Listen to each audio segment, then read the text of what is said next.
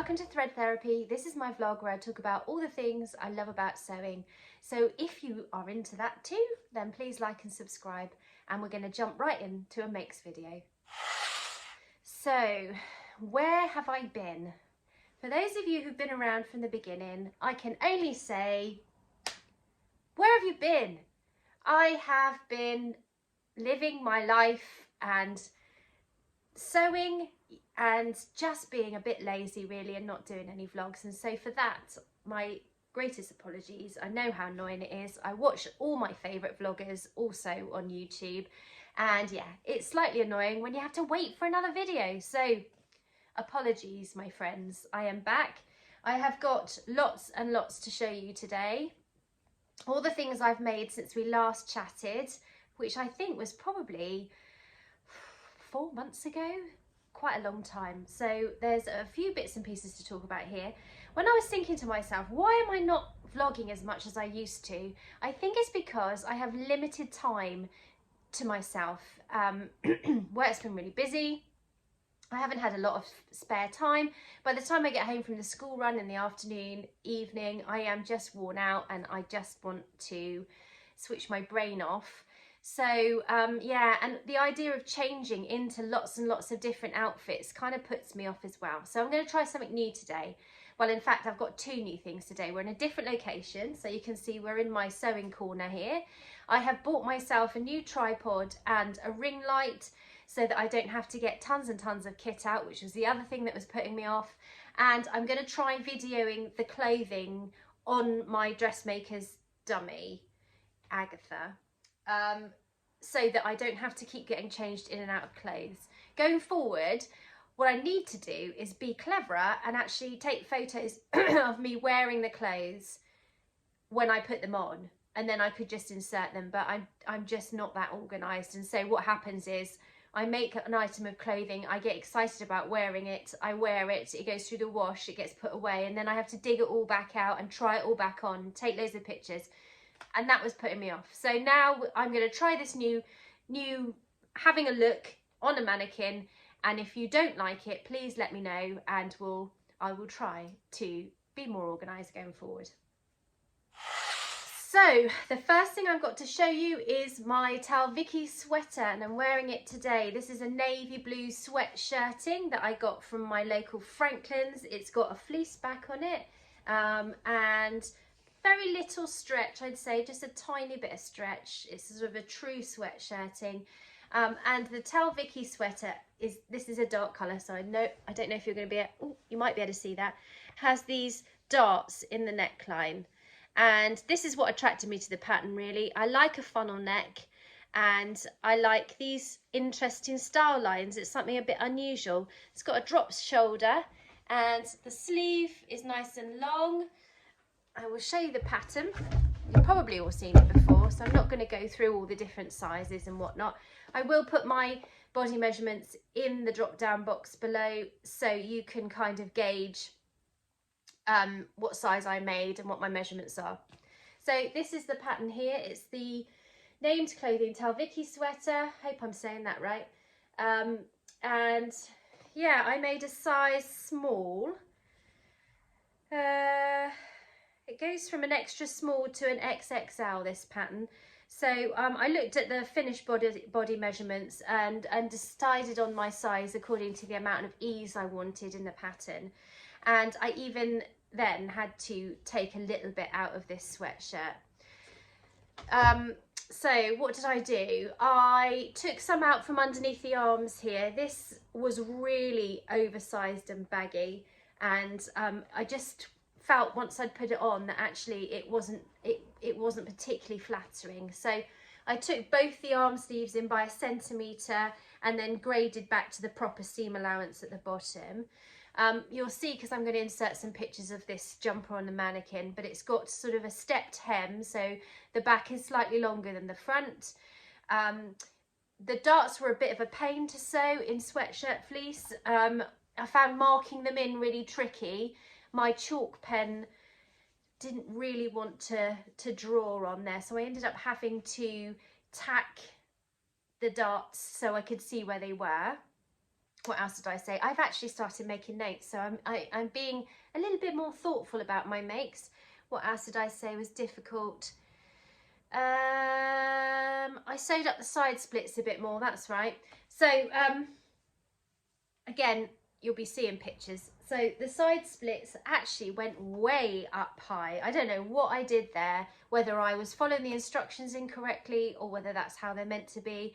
But I put it on the first time I tried it on, and my husband was like, that doesn't look quite right. And it just didn't feel, so I sewed them up a bit better, and I did my own thing with the vents on the side seams.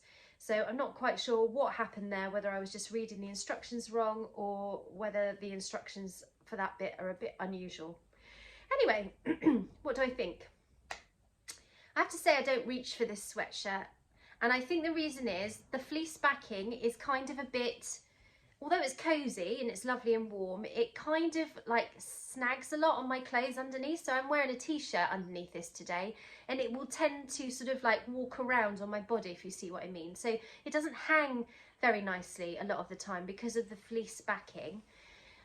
Also the neck hole is, I mean, there's a facing in here that you put in, and that is pretty tight. In order to get this on and off over my head, I mean, we're talking tight. So yeah, and also it's a bit annoying around my neck. So I wouldn't say this was a win. I mean, it looks nice, and the whole reason I made this sweatshirt was to wear with sort of a classic pair of white jeans. And I haven't worn my white jeans because clearly I am a mum, and I haven't learnt yet that actually white jeans are not really for mums, because you just get filthy dirty when you're looking after kids. And plus this time of year, as much as it's nice to see all these style pictures of amazing women in camel coats and white trousers and white jumpers, that just doesn't work day to day. So yeah, I'm calling this sort of a half win, I suppose. I don't hate it. I do wear it occasionally, but it's not one that I reach for all the time, and that is usually a good measure of an excellent sewing pattern. So let's move on to make number 2. Make number 2 is something I've made a lot of, and that is the Mandy Bait Tee pattern from Tessuti Patterns. It's a free pattern. I'll put the link in the drop down box below. I've made tons of these t-shirts. They're super boxy, really sort of relaxed fit, but the sleeves are nice and tight, and they tuck in really nicely, they tie up really nicely, and they're just, you know, when you find a pattern that becomes sort of a bit of a wardrobe staple, this is the Mandy Bait Tee for me. And because I have a Cricut machine, I love to personalise my t-shirts. So this one I put a tiger on the front using some heat transfer vinyl in sort of a gold colour, and this is a teal t-shirt fabric that has been in my stash for about 1 billion years. So I hooked it out. One of my New Year's resolutions this year is to use my stash fabric. I'm pretty good. I haven't got a massive stash by some people's standards, but I do have bits of fabric in my stash that have been there way too long and needed to be used. So this t-shirt was one of those fabrics. And I just got a really nice wearable t-shirt. I'm not sure of the size range on the Mandy Bait Tee. I think they might have increased it recently to make it a bit more size inclusive, but for a free pattern you really can't do better than the Mandy Bait Tee. I love the neckline, I love the shape of it, it's just wonderful. So that is a definite hit. You can probably hear the cat in the background. We've got 2 kittens since I last spoke to you. They were born in August, and now they are properly teenagers. So these 2 boys are into everything. So if you can hear, you know, like tinkly noises in the background, it's their collars. So let's move on to the next make. This fabric that I made this dress out of has literally been in my stash for the best part of about 5 years, I think. It's a Lady McElroy fabric, and I think it's called Chaffin Bow. Yeah, I think that's what it's called, because it's got chaffinch birds all over it. And this is a jersey fabric.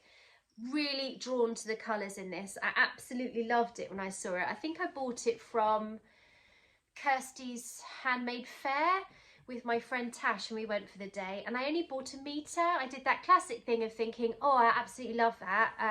I'll just buy a metre of it, because it was reasonably expensive and I wasn't sure what I was going to make with it. And of course, you can't get a massive amount of things out of a metre, or so I thought.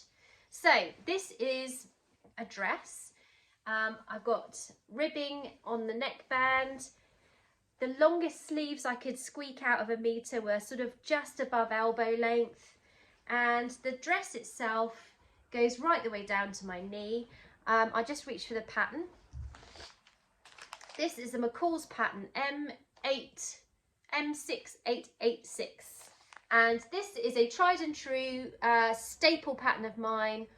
I made this view here with 3/4 length sleeves, and I literally used every centimetre of that fabric up. I was so pleased with myself. There were no scraps, well, tiny scraps, and this dress looks awesome with a pair of thick woolly tights and a cardigan and boots. And I'm so pleased that I finally liberated this fabric from the pile of fabric that I've got, because that was such a waste, and now I have a really beautiful dress to wear to work, or you know, just a casual body. It's almost like a bodycon dress, but it's not that tight, it's not skin tight. But again, I'll be showing you some pictures on the mannequin, I'm sure, so you can see it. I can't remember what size I make in this, because I don't think I traced it out. I just went a bit gung-ho and cut the pattern up, but I think it might be a 12 possibly, but it's just a really good fit. The waist, it's shaped so it fits me nicely, and I've made several of those. I made one in sort of a stripy ponte fabric, which I loved and wore to death until it was so dead I had to cut it off to make a skirt out the bottom half. So yeah, that was the next thing that I made. So you might remember, well, you probably don't because it's a long time ago, but I talked to you about some ribbing fabric, well, not ribbing, ribbed jersey that I'd bought from Franklin's in this sort of dark olivey green colour, or forest green colour, and I turned this into a Carrie Cardigan. I can't remember who the pattern company is. I will put a picture in if I can find one. I want to move slightly. But this is a really lovely sort of batwing style, easy to wear cardi that has a shaped bottom. Again, I'm going to be showing you this on the mannequin, and a band around the front, and just lovely and slouchy and comfortable. Goes over the top of jeans, looks nice over a dress. Just a really versatile cardigan, and very super quick and easy to sew up. It doesn't take much time at all. Now, I bought, I think, 2 meters of this green fabric to make this cardigan, and very quickly realised, sort of nearing the end of the process, that I was not going to have enough fabric left to make the cuffs all in one piece, or not the cuffs, the collar band, and had to piece them together. So on the front of the cardigan, I had to put a seam, and that really annoyed me. It super annoyed me. It annoyed me for weeks afterwards. You know, and you keep thinking, wish I had enough of that fabric. So I went back to buy some more. Of course, it was sold out. So now I have to just live with it. And I know that nobody else notices when I'm wearing it, but I know that seam is there. And it just goes to show that you should be more thoughtful about the amount of fabric that you buy, because buying fabric without really having a strict plan about what you're going to make with it means that actually you end up either being disappointed because you haven't got enough to make what you want, or you have to cobble stuff together. And I don't mind cobbling stuff together now and again, but I just kind of wish that there wasn't a seam right in the front of this cardigan. But like I said, it doesn't stop me wearing it. I wear it all the time, but that seam is always going to annoy me. Coincidentally, that cardigan looks really lovely over the top of the dress I've just shown you, and also over this dress that I'm going to talk about now, which is behind me. So this is another pattern by Tilly and the Buttons. Let me just reach for it.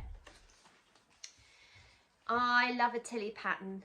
Not all of them. I'm not fond of the indigo pattern. I don't know what went wrong with that one. It just doesn't fit me nicely. It feels like it's on back to front.